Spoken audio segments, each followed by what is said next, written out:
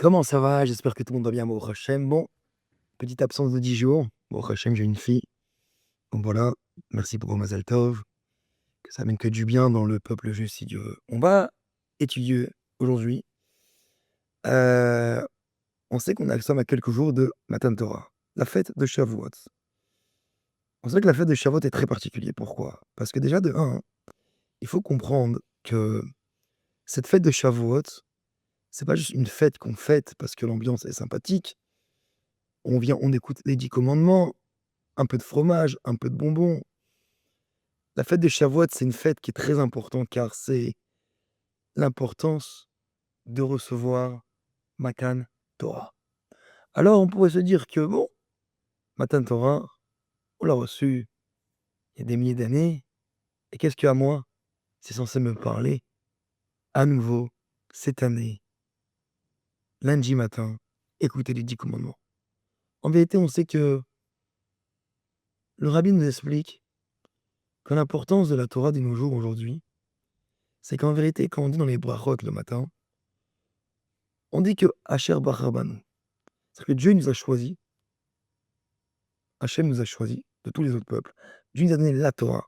Hachem, Natanem et Torato, la Torah. Dieu nous a choisis et il nous a donné à nous la Torah. Il aurait pu le donner à d'autres, mais il a voulu une à nous. Je vous pose la question. Quelle est pour vous la Torah aujourd'hui? Quelle est pour moi la Torah aujourd'hui? Alors, on connaît bien cette phrase de Derer Eretz Kadma la Torah. On connaît bien cette fameuse phrase que, ah oui, tu comprends, moi je suis attaché à la Torah, alors tout va bien. Mais en vérité, Matan Torah vient de nous apprendre que l'étude de la Torah, la connaissance de la Torah, elle est là pour te faire avancer.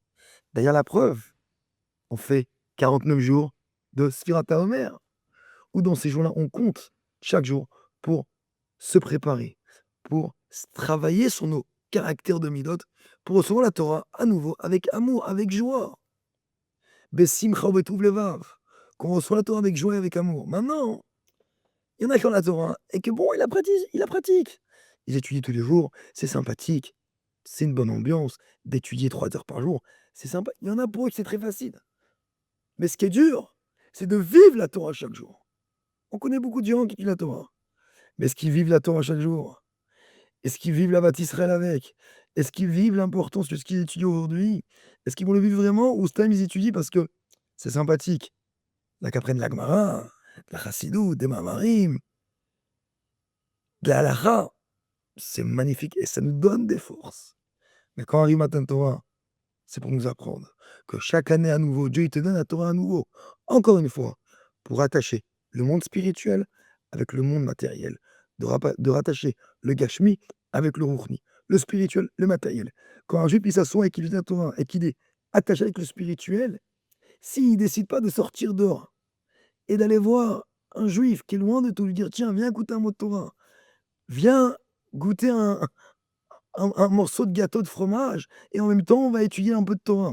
Gashmi Ruchni, rattacher le spirituel avec le matériel, comme une paire de tefilines, comme une mezouza, c'est un parchemin.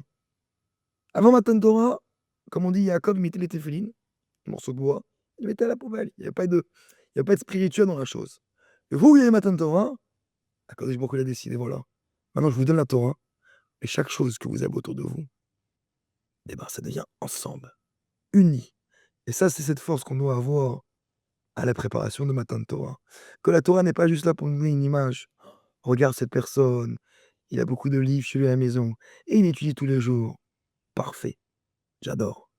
Mais surtout, vive avec.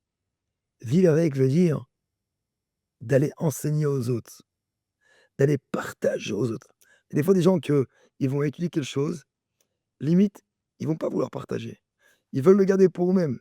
L'explication est tellement belle que je préfère le garder. Et quand arrivera le moment, alors je le partage, je le partagerai. Non. Chaque chose qu'on étudie, du moment où tu peux faire du bien à un autre juif, partage-le, donne-lui ton chidouche. Partage, fais vivre les autres qui sont autour de toi, qui ne connaissent pas grand-chose.